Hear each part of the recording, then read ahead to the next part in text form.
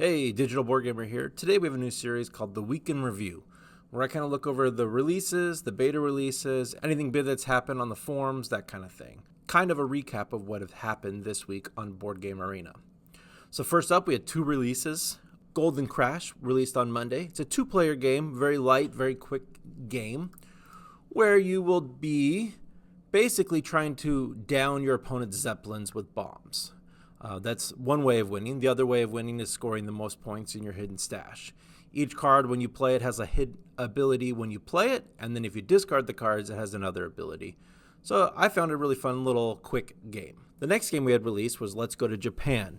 Another lightweight game. This one a little bit longer, and it's basically a drafting set collection game. You'll be given hands of cards, either two cards or four cards, and you'll play one or two. And then basically you'll put them down on different dates. The set collection comes in, or generally you want to put Monday, you want to match Monday's symbol. But then you'll want to match these on Tuesday, Wednesday, so on. Cards down here are the scoring powers. So down here, if you match this on all previous days, then you'll get these points. So, it varies a little bit, but this is actually one of my most played games this month for sure. I really enjoyed this one. Next up are our beta games. This week, I'm going to give you just real quick rundown, sentence or two of each, because I have not had the chance to play any of these yet. But some of them I'm a little bit more familiar with others. Shut the Box is a real simple game, whereas here I rolled a 6. I will then use and shut down any of my tiles to equal 6. So I could do a 4 and a 2, a 5 and a 1, and so on. And basically, you keep rolling dice until you get stuck with 2 or 3 or 1 tile left, and that's your score for the round. This game's been around a long time, since the 1800s. There's a lot of luck involved in it, obviously, just based on dice, but there's a lot of strategy with what tiles you put down. Next up is Pirates of Maracaibo. This is based on the 2019's Maracaibo, but this is a standalone game. It has some elements that are the same, but it's supposed to be a lot lighter, a lot easier, definitely more card heavy. The board is a lot smaller than Maracaibo. I have yet played this one, but I have played Maracaibo several times. But you have, several different things. This is the majority of the cards here. You have an exploration board, some markets, and then each player has their own ship that they're going to be building on. Next up is Revive. Revive is a building game, and you have to rebuild the world. Here, there's this board here that you're going to be building on. Each player has their own little board where they'll be taking actions.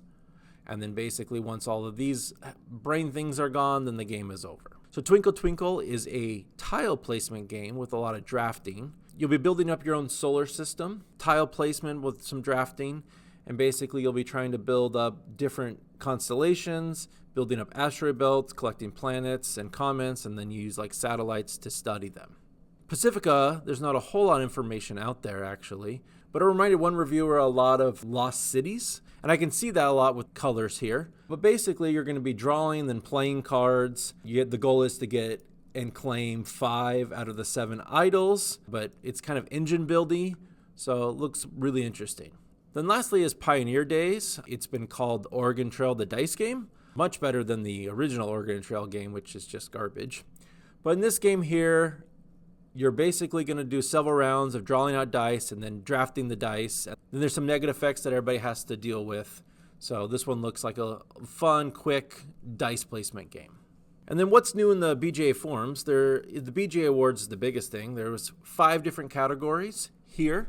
There's 4 games in each category. The biggest thing in the drama was that you have to play each of the 4 games to be able to vote. 2 categories, I can vote because I've played all 4. Same thing here, but I have yet to play Age of Innovation because it's a long game. That was the issue. And then here I haven't played 3, and then I haven't played this one. So I cannot vote here. I have to play this before I can vote. So there was a lot of back and forth in the forums, and they eventually came back, and the biggest thing is they were going to give you 10 days to play all those games. And some of these games are really too long to do that. Many of us play turn-based games.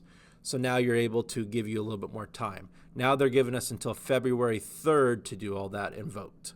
One of the things I found in the forums was Parks, went away in August. It was really, a lot of people discussed that it was one of their favorite games on BGA. Then recently we got talks of a second edition of Parks coming out, and Keymaster has announced that there might be a beta version coming out soon, and then ready to go by March would be the beta. So we'll see. We'll keep an eye on that. I'll let you know when I see more. This is a new style video.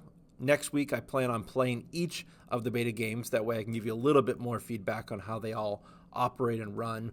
But since there was no release of a game today, on Friday the 24th, I really thought that maybe I'd throw this video together to highlight the week to see how we like this style. So if in the comments, if you really like this style, let me know. If there's something you want me to add, or if the forms are too specific to certain games, let me know. I still plan on doing a real quick overview of each new game that comes out on Monday, Wednesday, Friday, and then I plan on doing an overview for every Saturday of what came out, what it looks like, and so on. Again, I'm the Digital Board Gamer. If you like this, give me a thumbs up and subscribe. Thank you.